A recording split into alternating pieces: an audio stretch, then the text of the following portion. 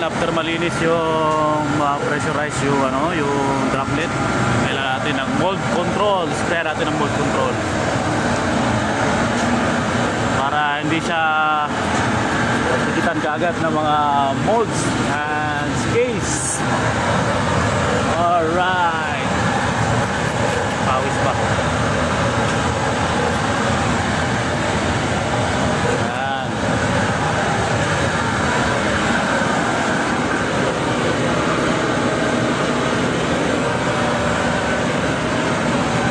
Babaw. Ayan. At ganito na trabaho, kailangan mag-drink ng milk. Para mag-straw!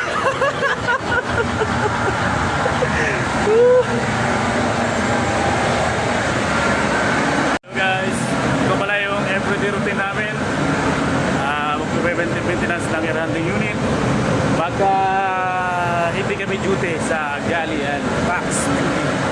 So, ito yung standard namin na routine everyday. May basura. Diba?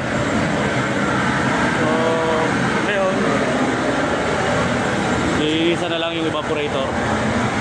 Alright! Excellent! Ano ba sabi mo ngayong araw, sir? Excellent! Shoutout po pala yung mga master natin. Master Beat. Excellent na naman everyday! Alright!